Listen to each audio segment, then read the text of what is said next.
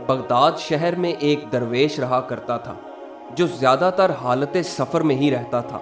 वो कभी बगदाद के किसी एक गांव में नजर आता तो कभी दूसरे गांव में। लोग अक्सर औकात उस दरवेश को ढूंढा करते और उससे अपनी मुरादें पूरी करने के लिए दुआएं करवाया करते। एक दफ़ा वो दरवेश कमर बांधे किसी लंबे सफ़र पर जा रहा था। चलते चलते वो बहुत थक गया था, यहाँ तक कि इसके पांव सूजने लगे। उसे भूख भी बहुत ज़ोरों की लग रही थी, फिर भी वो चलता ही रहा। ना जाने अभी उसे कितनी दूर जाना था कि सूरज गरूब होने लगा। इतने में वो एक गांव में पहुंच गया। सोचने लगा कि आज रात यहीं कहीं आराम करना चाहिए, सुबह ताज़ा दम होकर फिर आगे चलूंगा। यही सोचकर वो एक बड़े से शानदार मकान पर गया और दरवाजे पर दस्तक दी। थोड़ी देर में एक मोटी सी औरत ने दरवाज़ा खोलते ही पूछा, कौन हो तुम और क्या चाहते हो? दरवेश ने बड़ी नरमी से जवाब दिया, मैं एक मुसाफिर हूँ। आज की रात आराम करने के लिए अगर आप मुझे अपने घर में थोड़ी सी जगह दे दें तो बड़ी मेहरबानी होगी। औरत ने गरजते हुए कहा, दफ़ा हो जाओ यहाँ से। अगर मैं तुम्हारे जैसे हर निकम्मे आदमी पर यूं ही मेहरबानी करने लगूं तो अपने घर का खर्च कैसे पूरा कर पाऊंगी? वो दरवेश मुसाफिर मायूस होकर आगे बढ़ गया। इसी औरत के पड़ोस में एक छोटा सा टूटा फूटा मकान था। दरवेश ने इस मकान का दरवाज़ा खटखटाया। एक कमज़ोर सी बुढ़िया ने दरवाज़ा खोला और बोली, आओ भाई, कहाँ से आए हो और क्या चाहिए? दरवेश बोला, बड़ी भी मैं एक थका हारा मुसाफिर हूँ। रात बसर करने के लिए मुझे थोड़ी सी जगह चाहिए। अगर आज रात के लिए आप मुझे अपने घर में जगह दे दें तो आपकी बड़ी मेहरबानी होगी। बुढ़िया ने बड़ी नरमी से कहा, आ जाओ भाई, इस छोटे से मकान में पहले भी तो इतने लोग रहते हैं, तुम भी आ जाओगे तो क्या फ़र्क पड़ेगा। जब दरवेश अंदर गया तो इस औरत ने चारपाई पर बिखरे कपड़े समेटकर एक तरफ रख दिए और चारपाई मुसाफिर के आराम करने के लिए खाली कर दी। दरवेश की आधी थकान तो बुढ़िया की नरमी और फराख दिली से उतर चुकी थी। वो घर के अंदर जाकर चारपाई पर बैठा और बैठे बैठे इस छोटे से घर का जायजा लेने लगा। इसने देखा कि घर में छोटे बड़े कई बच्चे हैं, सभी ने फटे पुराने कपड़े पहन रखे हैं। ये देखकर मुसाफिर ने पूछा, ऐ नेक बख्त औरत, तुम अपने बच्चों के लिए नए कपड़े क्यों नहीं बना देती? औरत ने ठंडी सांस भरते हुए कहा, भाई मैं एक गरीब बेवा हूँ, मेहनत मजदूरी करके किसी न किसी तरह इनका पेट पालती हूँ, लेकिन कपड़े बनाने के लिए पैसे कहाँ से लाऊं? अपनी तरफ से तो बहुत कोशिश करती हूँ लेकिन पूरा ही नहीं पड़ता। खैर, अब तो खाने का वक्त हो गया है, आओ जैसा भी रूखा सूखा है इसी में शरीक हो जाओ। दरवेश ने कनखियों से दस्तरखान पर नजर डाली तो देखा कि थोड़े से चावल, कुछ रोटियां और पतली सी दाल रखी है, जो इन बच्चों के लिए भी काफ़ी नहीं थी। ये देखकर इसने कहा, बड़ी भी खाना तो मेरे पास था, जो थोड़ी देर हुई मैंने खा लिया है, अब मुझे बिल्कुल भूख नहीं है। बच्चों के साथ तुम खाना खाओ, मैं बहुत थका हुआ हूँ, इसलिए ज़रा आराम करना चाहता हूँ। ये कहते हुए वो लेट गया और कुछ ही देर में खराटे भरने लगा। सुबह उठते ही बुढ़िया से कहा, बड़ी भी तुमने एक थके हारे मुसाफिर को रात भर आराम करने के लिए जगह देकर बड़ा सवाब कमाया है। मैं तुम्हारी मेहमान नवाजी का बहुत शुक्रगुजार हूँ।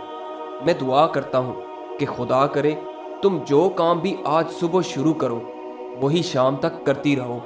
ये सुनकर बुढ़िया ने मुस्कुराते हुए कहा, ऐ मेहरबान भाई, तुम्हारी दुआ के बगैर भी तो सारा दिन मैं काम ही करती रहती हूँ। सुबह उठते ही काम में मसरूफ़ हो जाती हूँ और रात गए तक लगी रहती हूँ, लेकिन काम है कि फिर भी ख़त्म होने में नहीं आता।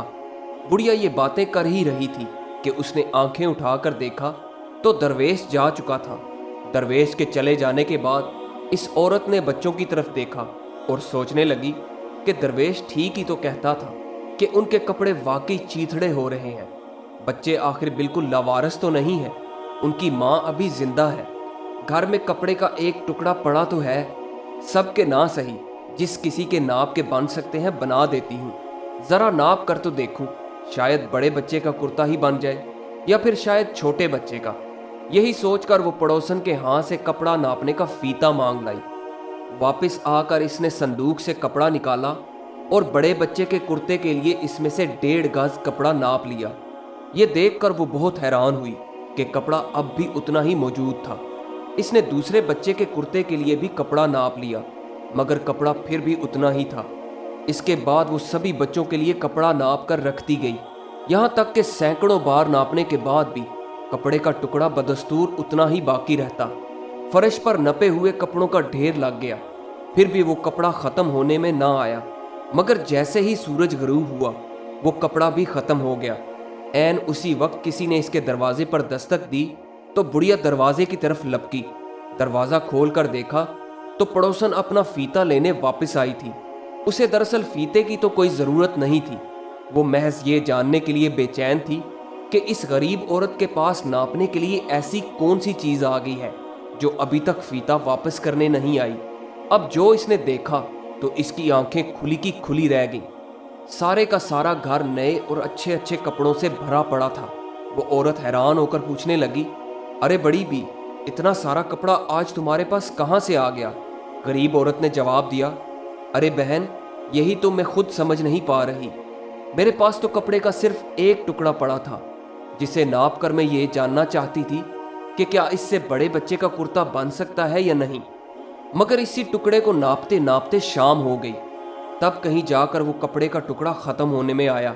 वो दरवेश मुसाफिर वाकई कोई अल्लाह वाला इंसान था, जिसने जाते जाते मुझे ये दुआ दी थी। अमीर पड़ोसन ने हड़बड़ाते हुए पूछा, कौन मुसाफिर और कैसी दुआ? गरीब औरत ने जब सारा किस्सा सुनाया तो अमीर पड़ोसन ने सर पीट लिया। दरअसल वही दरवेश मुसाफिर पहले इसी के घर पर गया था जिसे उसने दुत्कार दिया था। अब वो अपने किए पर बहुत पशेमान हो रही थी। अपने घर वापस आकर इसने नौकर को हुक्म दिया कि फौरन जाओ और इस मुसाफिर को ढूंढ कर लाओ। जब तक वो ना मिले तुम भी वापस ना लौटना। अगले दिन सुबह सवेरे नौकर घोड़े पर सवार होकर मुसाफिर की तलाश में निकल पड़ा और दिन भर इस मुसाफिर को तलाश करता रहा। आखिर एक रास्ते पर वो मुसाफिर उसे मिल गया और तस्दीक के लिए इससे पूछा, बाबा, आप क्या वही मुसाफिर हैं जो पिछली रात फलां गांव में एक बेवा औरत के घर में ठहरे थे? दरवेश मुसाफिर ने जब हाँ में जवाब दिया तो नौकर ने कहा कि मेरी मालिकन को आपसे कुछ ज़रूरी काम है, आप मेरे साथ वापस चलें। दरवेश ने कुछ सोचते हुए पूछा, कौन मालिकन और कैसा काम? नौकर ने जब इसको अपनी मालिकन के बारे में बताया तो मुसाफिर ने इसके साथ चलने से इनकार कर दिया।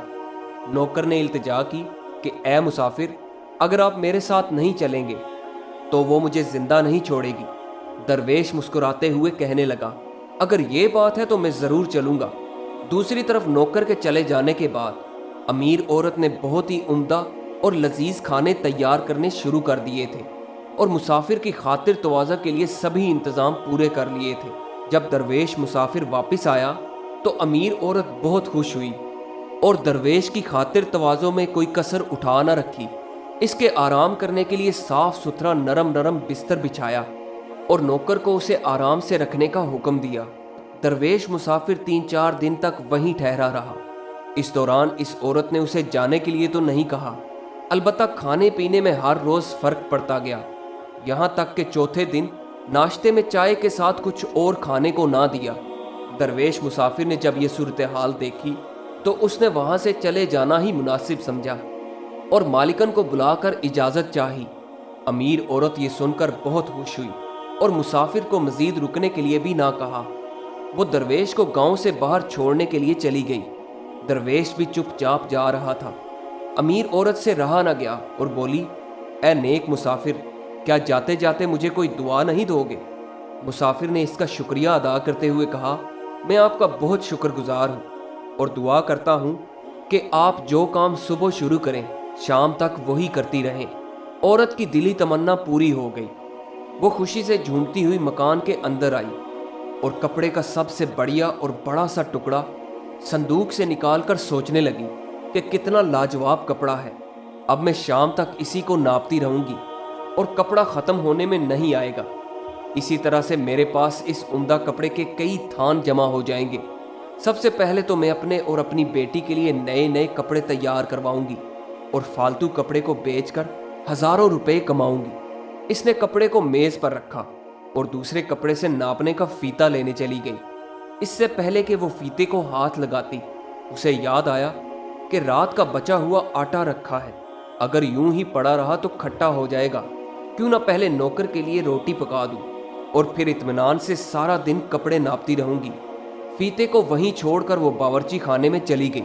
नौकर ने पहले ही तनूर में आग जला रखी थी, मगर काम जल्दी खत्म करने के लिए औरत ने इस आग को और भी तेज कर दिया और खुद इस बासी आटे को जरा और गूंद कर नरम करने में लग गई।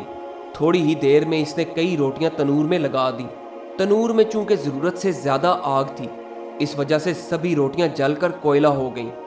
इसने एक बार फिर रोटियां तनूर में लगा दी। इस बार फिर जब रोटियां तनूर से निकाली तो वो भी जली हुई थी। चुनाचे रोटियां बना बना कर वो तनूर में लगा रही थी और हर बार जली हुई रोटियां तनूर से निकाल निकाल कर फेंक रही थी।